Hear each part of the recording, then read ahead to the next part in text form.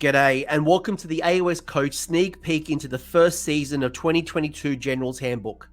In this video, I'm going to preview the universal endless spells and highlight where the rules have changed. I'm not going to touch on any of the faction-specific endless spells because I'll be here for the next 10 years. Some of the endless spells have had minor tweaks, but then there are also some that have had significant changes, so you may want to revisit all of your endless spells and consider how they benefit your army as we move into Galette. Speaking of Galette, if you want to know more about the battle pack like the battalions, the battle plans, the special rules while we're playing in the realm, you'll want to check out the other videos on this channel where I break those down further. So without further ado, let's look at endless spells. Aethervoid Pendulum is cast on a 5, has a range of 8, and it must be set up wholly within range of the caster and pointed in the direction that you want it to move. It is a predatory spell and it can move 8 inches and fly, but when you do move the endless spell, it must be in a straight line in the direction that you are pointing the pendulum. So where you place it and where you're pointing is going to be critical, because once it's down, it's moving forward. It can't go any other way. The reason you want to take this is because after the endless spell has moved, you get to roll a dice for each unit that the model has passed across, as well as each unit that's within 1 inch of the spell. On a 2+, it is going to suffer D3 mortal wounds. Now, the change that's happened is that it has gained 2 inches of range when it cast. It used to be 6. It's extended a little bit further now to 8. And it's pretty obvious what this does. This is a damage dealer. The Burning Head is cast on a 6. It has a range of 8, and it must be set up wholly within range of the caster. Now, it is a predatory spell, and it will move 8 inches and fly. And the reason you want to take it is because after this endless spell has moved, if any units are within 3 inches of it, you get to roll a dice for each unit that is within 3 inches of the endless spell. On a 2+, that unit is going to suffer D3 mortal wounds, and once it's dealt those mortal wounds, it's going to disappear. So it's like a fireball that you cast, you do some damage, you can recast it, you can keep recasting it. Now, it has changed a little bit. It's gotten a bit easier to cast. It is now casting on a 6. It used to be a 7. It has got an extended range. It's now range 8, where it formerly used to be 6. And otherwise, the damage dealing is the same. This is a great little endless spell if you want to do mortal wounds from range. Set it up within 8 inches of the wizard and then move it another 8 inches when we move endless spells. And you could be targeting minor heroes at the back of your opponent's troops that are probably buffing them up. You could be using it to chip away at the screens where you want to get into a juicier target. Or you could throw it into like a monster or a hero with a damage profile chart, and you could be reducing the damage profile before engaging them with combat. Chronomantic Cogs is cast on a 6. It has a range of 6, and it must be set up wholly within the caster's range. Now, the reason that you want to take it is because it does this thing where you can manipulate time, and you can either increase the flow of time or decrease the flow of time, and each of those will have a benefit. If you increase the flow of time, the player can re-roll charge rolls for friendly units that are wholly within 12 inches of the endless spell. If you go the other way and you decrease the flow of time, players can re-roll cast rolls for friendly wizards that are wholly within 12 inches of the endless spell. Now, you're not fixed to one particular speed up or speed down, because during the game, if a friendly wizard is within 6 inches of the endless spell, at the start of the hero phase, they can flick the switch. So you could go from fast to slow or slow to fast, and you can keep doing it so long as there's a friendly wizard within 6 inches of the Chronomantic Cogs. Now, between Generals Handbooks, there has been some changes. When you increase the flow of time, you are now re-rolling charges, as I've previously mentioned. It used to be only +1 to the charge. If you decrease the flow of time, you have extended the range, so it's now range 12, where it used to be range 6, and you are re-rolling cast roll attempts. In the past, you used to get 1 extra spell cast. I'm thinking about this for my Daughters of Cain, where I've got things like Morathi with her triple casts, and I want her to avoid miscasts and not take damage. I also want to get off some of those critical hard spells like Mind Razor. Maybe I'm next to Arcane for a +1, I get the reroll. That is very attractive. But then if you're someone who runs Nagash or a Tzeentch Force or Hallowheart or Seraphon or any other type of magic-focused army, this could be really potent for you. And if you do speed up the flow of time, who doesn't love a bubble of rerolls and keeping command points up your sleeve, but not having to waste it on the re-rolling of a charge, because now you get potentially multiple re-rolling as long as you're within that bubble. Emerald Lifeswarm is cast on a 6 and has a range of 6, and it must be wholly set up within the range of the caster. It's a predatory endless spell, and it can move 8 inches and fly. The reason you want to take this is because after the endless spell is moved, the commanding player can pick one unit within 3 inches of the Emerald Lifeswarm. Now you can heal up to D3 wounds allocated to the unit, or if there are no wounds that have been allocated to the unit, you can return the number of slain models that have a combined wound characteristic of the D3. Now there is a big change here when it comes to the Emerald Lifeswarm. In the past, you could heal up when it was set up and then heal again when it moved. That's no longer the case. The healing only happens after it's moved, not when it's set up. So you can't double tap. I used to enjoy the double tap. It's no longer there. It's still a great spell. It's going to let you heal up those multi-wound models or bring models back from the dead, especially if you're like me who runs a lot of single wound models. I can bring back D3, or if I'm running multi-wound models, I could chance it and try to, like, let's say a spirit host with 3 wounds. If I can roll a 5 or a 6, I'm bringing back a whole spirit host, or I'm healing it up if I've got, like, suffered 1 or 2 wounds, whatever it might be. You might want Lifeswarm to heal up your heroes that are in combat who aren't able to use heroic recovery. Or you might want to tap into multiple heals between heroic recovery and Emerald Lifeswarm if they're not in combat. Geminids is cast on a 6 and has a range of 8. There are 2 models with this, and they must be set up wholly within range as well as within 6 inches of each other. They are predatory endless spells, so they will be able to move 8 inches, they can fly, but you must remain within 6 inches of each other as they move around the table. The reason you want to take this is because after this endless spell has moved, you get to roll a dice for each unit that any model has passed across, and each unit that it's finished within 1 inch of the endless spell after it's moved. On a 2+, that unit suffers a mortal wound, which is nice. In addition, if mortal wounds have been allocated and not negated, that unit cannot issue or receive commands until the start of the next combat phase. Now, it has changed slightly. It's reduced its range by 1. You used to be able to set it up within 9 inches. It's now within 8 inches. And as I mentioned, the chip mortal wounds, that single mortal wound is nice, but really you're taking this to shut off the issuing and receiving of commands, especially as you're moving it around or landing it within 1 inches of your opponent enemy units.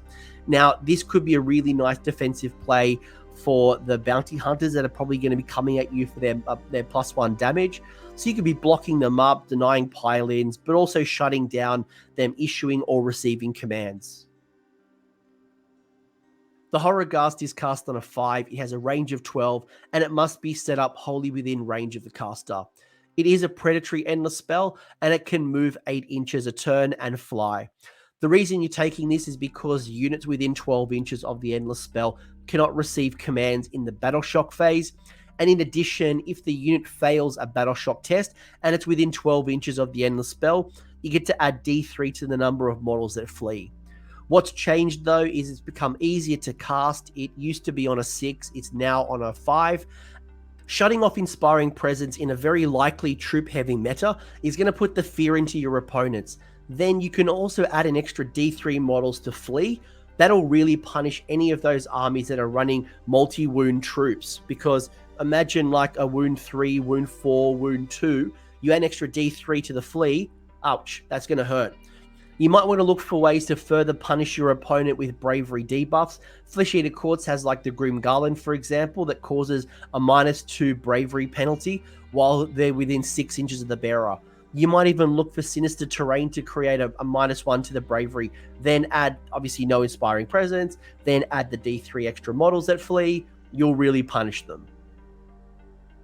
Lauchon the Soulseeker is cast on a 6, has a range of 6, and it must be set up wholly within range of the caster. It is an endless spell, and it has the ability to move 18 inches and fly. Now, the reason you want this is because you're looking to get a wizard teleport. And how it works is before the commanding player moves the endless spell, you get to pick one friendly wizard that is wholly within 3 inches of the endless spell, and you get to remove that wizard from the battlefield. After the endless spell is moved, you set up the wizard again wholly within 3 inches of the endless spell, more than 9 inches away from the enemy. But also, after the wizard has basically been reset up, it will take a mortal wound, but it can then move or run in the following movement phase. Now, what's changed here is that in the past, when you did the teleport, you couldn't move or you couldn't run in the following movement phase. That has now changed. You can make a move in the next movement phase. Remember, endless spells happen before the movement phase. So this is going to be a great little way to boost up your movement for a wizard. But the first thing that came to mind was like, oh, man, I can teleport one of my super wizards. But normally they're going to be on quite a large base. So you'll want to consider something that will fit wholly within 3 inches that you can move and teleport around. Malevolent Maelstrom is cast on a 5, it has a range of 8, and it must be set up wholly within range of the caster. It is a predatory endless spell, and it can move 8 inches a turn, and it can fly. The reason that you want to take this is because it becomes a ticking time bomb, and it will do D3 mortal wounds for each unit that is within 12 inches of this endless spell. It's not automatic. The way it works is after you set up the endless spell, you're going to place a D6 next to your Maelstrom, and it starts off with the 1 facing up. Now, every time a spell is successfully cast within 12 inches of the endless spell, and obviously not unbound, after you resolve the effects, you're going to move that dice up by 1. So it goes to 1, 2, you can do maths. In addition to all of that, each time a model is slain within 12 inches of the endless spell, you'll also move that dice up. It will move up to a maximum of 6. So every successful cast that's happened within range, as well as any time a model is slain within range. Now, at the end of the combat phase, if the endless spell is on the battlefield, you get to roll a dice and add the number that is sitting on your dice token, so every time you've counted up. On a 10 plus, each unit within 12 inches of the endless spell is going to suffer D3 mortal wounds, and then once it's exploded, you're going to remove it from play. However, you could cast it again.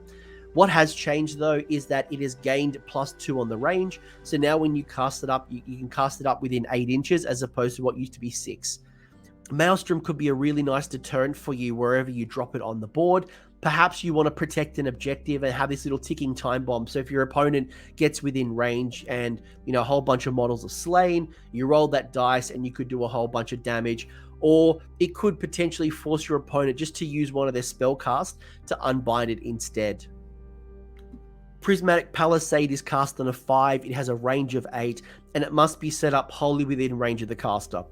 The reason you want to take this is because units that are within 6 inches of the endless spell cannot make a shooting attack.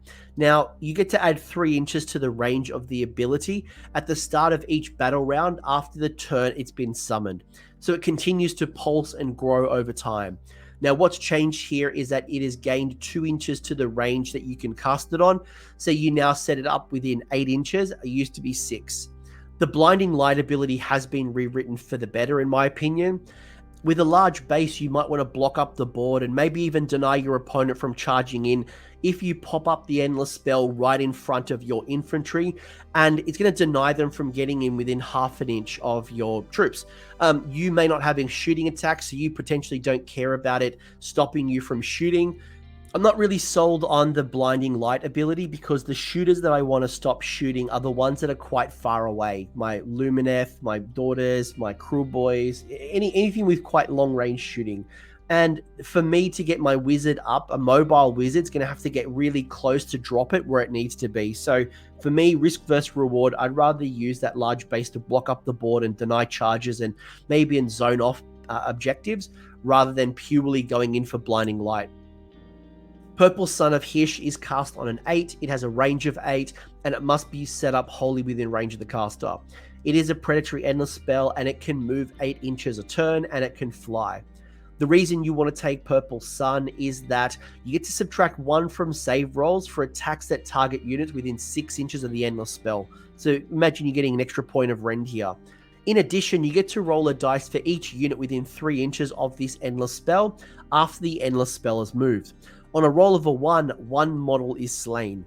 The Purple Sun has changed between Generals Handbooks. You have gained an extra 2 points of range when you set it up. End Given form has been completely rewritten. It's no longer Girls Gone Wild on a 5+, and it used to just do a couple of mortal wounds. The -1 to save is going to be a powerful ability to help you reduce the impact of save stacking and help you land more damage in for your attacks. And if you like to gamble, you're going to love the ability to straight slay a model on a dice roll of a 1. Now, this isn't limited to troops. You could run it into a hero or a monster. And if you run the Purple Sun into a monster, it has 14 wounds. You roll that 1, the whole 14 wounds is gone. So if you love to hit a big jackpot and slay a hero or a monster, this is for you. Quicksilver Swords is cast on a 6. It has a range of 6, and it must be set up wholly within range of the caster. It is a predatory endless spell, and it can move 8 inches and fly. The reason you want to take this is because after this endless spell is moved, you can pick one unit that has had any models passed over it by the Quicksilver Swords. Then you get to roll 12 dice. For each 5+ that you roll, that unit is suffering 1 mortal wound, and the mortal wound cannot be negated in any way. Now, it has changed slightly. It used to do mortal wounds on a 6. It's now doing mortal wounds on a 5. And the fact that it ignores ward saves is a great way to chip through and do serious damage. On average, without any spikes or any whiffs, you should be doing about 4 mortal wounds that can't be negated. So this is going to be a great way to pull down minor heroes, degrade some of those big heroes. It's going to help you cut through your local Nurgle or Nighthawk player who loves their ward save and can be quite tough to pull down. Gnashing Jaws is cast on a 6. It has a range of 8, and it must be set up wholly within range of the caster. It's a predatory endless spell, and it can move 3d6 and fly. And in the turn that you set up the Gnashing Jaws, it can re-roll that dice roll to determine how far it moves. The reason you want to take this is because after this endless spell is moved, you get to pick one unit that has had its models passed over by the Gnashing Jaws, or within 1 inch of it at the end of the moves. When you do so, you roll a dice. On a 2+, if that roll for the endless spell's move was greater than the move characteristic of the unit that you pass over, the unit is going to suffer a number of mortal wounds equal to the difference of the move characteristic and the roll. So for example, I roll my 3d6, I roll a 10, it goes past a unit with a movement of 4. The difference here is 6. It does 6 mortal wounds. Now, if I spike that and I roll, a 15 on the move, all of a sudden I could be doing some serious damage. Something that has a really good movement, probably not, but anything that's infantry, like, again, the troop meta that we're moving into, could do some serious damage. Now, what's changed is that in the old book, you couldn't get the re-roll on the turn that it was set up. So that's a new feature that you're going to enjoy. And there's some slight rewording on the wording of how the damage gets done. So you should be doing, on average, a few more mortal wounds, especially as we move into a more troop-heavy meta that's going to have a slower movement compared to where we were 12 months ago, which is very high movement, elite troops, again, monster heroes, things like that. So you should enjoy this one. I'm really thinking about Gnashing Jaws in my lists. Shards has a casting value of 5, it has a range of 18, and it must be set up wholly within range of the caster, but also within 12 inches of each other. There are 2 models, they must be within 12 inches of each other when they set up, but also when they move. They are predatory endless spells, and when they move, you pick one of its parts, so one of the 2 parts, and you set it up wholly within 12 inches of the other part, so like daisy chains from each other. The reason you want to take this is because after the endless spell is moved, you get to draw a line between the 2 closest points of the endless spell. Each unit that's been passed by the line is what's called ensnared, and they are ensnared until the end of that turn. Units that have been ensnared will have the movement characteristic. In addition, they can't fly or be removed from the battlefield by an effect that allows them to be set up in the same turn. This has a lot of potential to force your opponent to use a command point to run 6 just to get up the board because you've halved their movement. It's going to deny flyers from moving anywhere they want across the board, and it's going to get them blocked up with terrain. I don't know if you've ever tried to move a large-based monster hero that can't fly. When you keep getting caught up by your own troops and terrain, that can be a real pain in the backside. But it'll also stop things like teleports throughout the game, obviously when they're ensnared. But it's likely to make charges harder because you've halved the movement, so they're probably not going to be as close to you before landing that charge. Soulscream Bridge has a casting value of 6. It has a range of 24. There are 2 parts, and they must be both set up wholly within range of the caster. The reason you want to take this is because at the start of the movement phase, the player whose turn is taking place can remove one friendly unit that is wholly within 6 inches of one of the endless spells. You remove it from the battlefield and then set it up again wholly within 6 inches of the other part of the endless spell, as long as you're outside of 9 inches from all enemies. A unit cannot be removed and set up in the same way more than once per phase, and a unit removed and set up again cannot make a normal move or a run in the same turn. So once they've been set up, you've got to do a long bomb charge if that was your goal. The range has been extended. It used to be 18, it's now 24. And the bridge is going to help you get your units further up the board. It's going to help you secure objectives. It's going to help you launch into combat quicker, especially if you have access to charge bonuses or you just like to gamble. Because it happens at the start of the movement phase, the teleport, it means that you'll be able to use your hero phase to boost up any unit that you're slinging up the board with prayers, with spells, with hero phase abilities, anything you've got up your sleeve before launching them forward on the table. Soulsnare Shackles has a cast of 7, it has a range of 8, there are 3 models and they must be all set up wholly within range of the caster, as well as within 3 inches of each other. Now the reason you want to take Soulsnare Shackles is because units within 6 inches of the endless spell cannot run or attempt to charge. In addition, at the start of the movement phase you get to roll a dice for each unit within 6 inches of the endless spells, and on a 6 that unit is going to suffer D3 mortal wounds. What's changed though is that the range has become shorter. It used to be more generous. It used to be 12 inches that they had to be set up. Now they're set up within 8 inches, although the ability has stayed the same. The potential mortal wounds is nice, but it could also happen to you, so really be careful on where you set up your models in range of the shackles. But what you're really looking for here is the ability to deny your opponent's movement, block up objectives, deny them from running or charging while they're in range of the shackles. You could use them defensively to deter your opponent from getting too close to you, and even forcing them to make really long charges because they need to charge from at least 7 inches out, or they're blocked up by the shackles.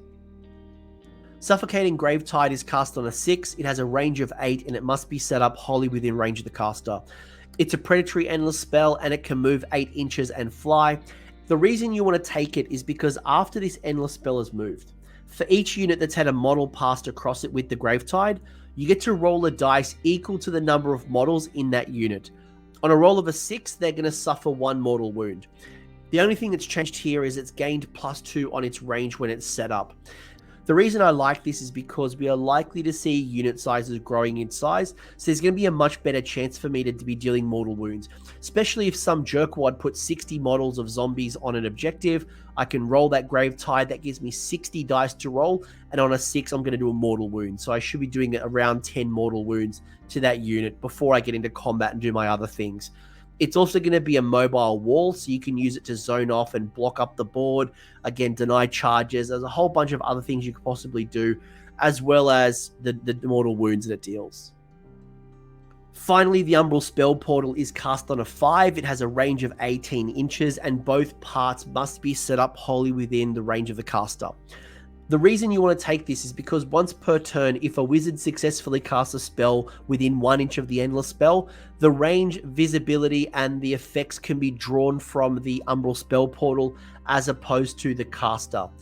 Spells that summon endless spells are not going to benefit from this ability. In addition, once per turn, if the predatory endless spell starts to move within 6 inches of the Umbral Spellportal, instead of making a normal move with that endless spell, the commanding player can remove the predatory endless spell from the battlefield and set it up anywhere within 6 inches of the Umbral Spellportal. An endless spell set up in this manner does not count as being moved. From what I can see, there are no changes between War Scrolls, and this is really going to be a ranged spell extender, and there's some very good uses in your faction to be dealing damage or doing debuffs. Things like the Tzeentch Spell Lore has a lot of great spells you want to do from quite afar. You could be using things like the Lumineth Cathalar to debuff your opponent. The Warsong Revenant spell can do some serious area of effect damage through the spell portal. You could be using it to debuff your opponent or extend the ranges of your buff, even while your army advances up the board. Universal Endless Spells did see some points manipulation. The Soulscream Bridge increased by 10 points, and the Gnashing Jaws went up by 5 points. We also saw Endless Spells go down in points. Geminids went down 40 points. Quicksilver Swords went down 30 points. Aethervoid Pendulum, Horrorghast, and Lauchon the Soulseeker went down 25. Shards went down 20. Maelstrom and Soulsnare Shackles went down 15. Suffocating Gravetide went down 10. And Chronomantic Cogs went down 5. Everything else kind of stayed the same. In the first year of 3rd edition Age of Sigmar, we probably saw an all-time low when it came to armies taking endless spells. They were either too expensive, they were too hard to cast, many of the factions didn't want to waste their points by not getting them on the table because they were too hard, or there was some real magical supremacy coming out of their opponents. Now I feel like they're at a price point where I'm interested again, and I'm willing to give up the possible triumph to get an endless spell in my list instead. Now, there are a few endless spells that I'm personally thinking about. I previously mentioned my Daughters of Khaine are looking at Cogs to create more spell consistency with Morathi Khaine. My Gloomspite Gits love Lifeswarm because I can heal up in combat. I'm giving some serious thought into Purple Sun, Gnashing Jaws, and Geminid, depending on how the meta kind of shifts. But I'd love to hear from you in the comments section. What are you thinking about with endless spells? Are you now thinking about running some endless spells in your list? And which ones and why? Which faction are you running? What's it doing for your faction? And how are you thinking about tapping into the endless spells? Thanks for sticking around until the end. I hope you found that video interesting and you walked away with a few new ideas. If you did, I would appreciate it if you hit like on the video, as well as left me a comment. Let me know what your thoughts are in the comment section below. The conversation will continue over on Discord, so link is down below in the episode description if you want to join the Discord and continue the Age of Sigmar conversation. I want to give a massive shout out as well to these absolute bloody legends, these champions who have continued to support me through Patreon or YouTube members. That is going directly into supporting the maintenance and the growth of this channel. So thank you very much, guys. Much appreciated. And until next time, roll more sixes.